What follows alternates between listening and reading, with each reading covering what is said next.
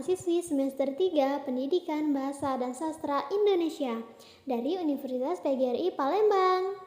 Hari ini kita akan belajar mengenai naratif teks, tujuan dan fungsi naratif teks, struktur naratif teks, dan contoh naratif teks. Narrative text.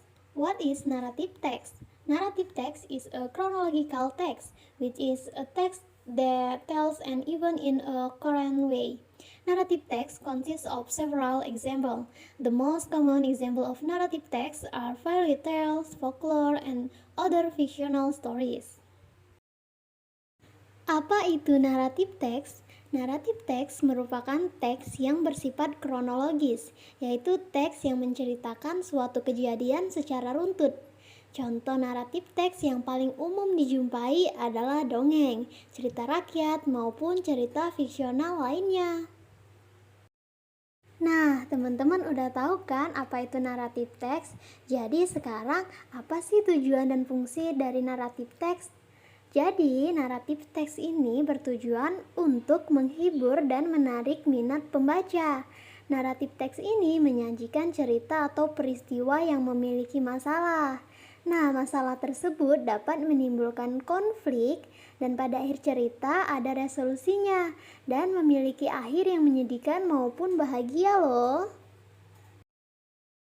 Nah teman-teman, udah paham kan sedikit demi sedikit mengenai naratif teks? Nah selanjutnya yang akan kita bahas adalah struktur naratif teks, yang dimana struktur ini terbagi menjadi 3. Yang pertama yaitu orientation, atau bisa disebut juga sebagai pengenalan. Pada bagian ini berisi mengenai pengenalan tokoh dalam cerita, serta waktu dan tempat kejadiannya. Selanjutnya yang kedua yaitu complication. Complication atau komplikasi merupakan gambaran munculnya krisis atau masalah yang dialami oleh para tokoh pada cerita. Krisis tersebut harus dipecahkan oleh para tokoh sendiri ya. Dan yang terakhir yaitu resolution. Resolution ini atau bisa disebut juga resolusi merupakan bagian yang berisi bagaimana tokoh dari cerita tersebut memecahkan masalah. Biasanya terdapat lebih dari satu resolution untuk satu complication.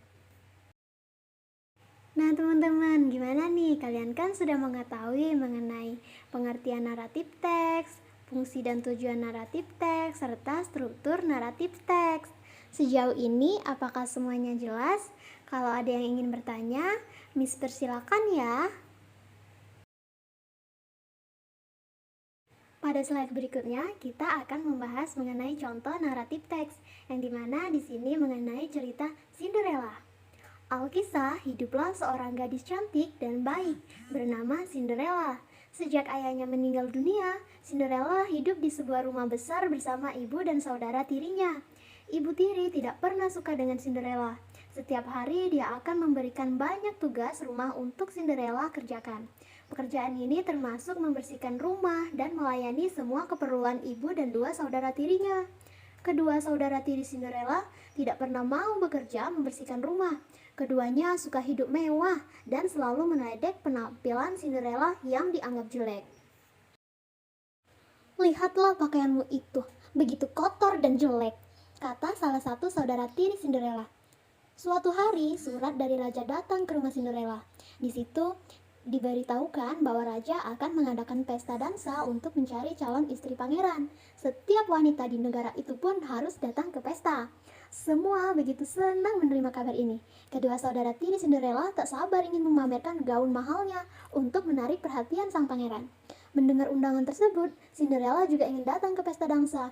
Sayangnya ibu tiri justru melarangnya datang dan memintanya membersihkan seisi rumah saat pesta dansa itu berlangsung. Cinderella juga diminta untuk menyiapkan semua perlengkapan pesta dua saudara tirinya. Cinderella sedih dan berlari ke kebun. Tidak ada keinginanku yang terkabul, kata Cinderella. Itu tidak benar. Tiba-tiba terdengar suara di dekat Cinderella. Ia lalu menoleh dan melihat seorang wanita kecil dengan tongkat sihir tersenyum kepadanya. Dia ternyata adalah Ibu Peri. Ibu Peri meminta Cinderella untuk percaya pada keajaiban. Ia lalu membantunya untuk bersiap pergi ke pesta dansa. Ibu Peri menggunakan tongkat sihirnya dan mengubah labu menjadi kereta kencana yang indah. Ia juga mengubah penampilan Cinderella. Cinderella tampil begitu cantik dengan gaun berkilau berwarna biru muda dan sepatu kaca. Melihat penampilannya, Cinderella begitu bahagia dan tidak sabar untuk datang ke pesta dansa. Sebelum pergi, Ibu Peri bilang bahwa Cinderella tidak boleh terlalu lama di pesta dansa. Ia harus kembali ke rumah sebelum tengah malam. Sihir ini tidak akan bertahan setelah tengah malam. Jadi kamu harus sudah kembali sebelum waktu itu ya, kata Ibu Peri. Ketika Cinderella sampai ke istana, semua mata tertuju padanya. Ia menjadi perempuan paling cantik yang datang ke pesta dansa itu. Penampilannya pun sampai tidak dikenali ibu dan dua saudara tirinya.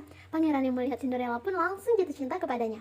Ia lalu mendekati Cinderella dan mengajaknya berdansa, membuat semua perempuan yang hadir cemburu. Panjang malam, Cinderella berdansa dan mengobrol dengan pangeran. Tanpa disadari, dia lupa bahwa sebentar lagi tengah malam dan sihir Ibu Peri akan hilang. Cinderella lalu berlari meninggalkan pangeran yang kebingungan. Karena terburu-buru, Cinderella tanpa sengaja meninggalkan salah satu sepatu kacanya. Keesokan harinya, ketika sampai di rumah Cinderella, para prajurit meminta dua saudara tiri untuk mencoba sepatu itu. Tapi sepatu itu tidak sesuai ukuran kaki keduanya. Cinderella pun diberi kesempatan untuk mencobanya setelah diminta oleh prajurit. Semua orang yang melihat itu terkejut. Cinderella akhirnya memberanikan diri, mengaku bahwa dialah pemilik sepatu itu. Pangeran langsung melamar Cinderella untuk menjadi istrinya. Keduanya pun menikah dan hidup bahagia selamanya. Jadi pesan moral dari dongeng Cinderella yaitu kita harus percaya bahwa kebaikan itu ada dan harus selalu sabar menghadapi setiap orang.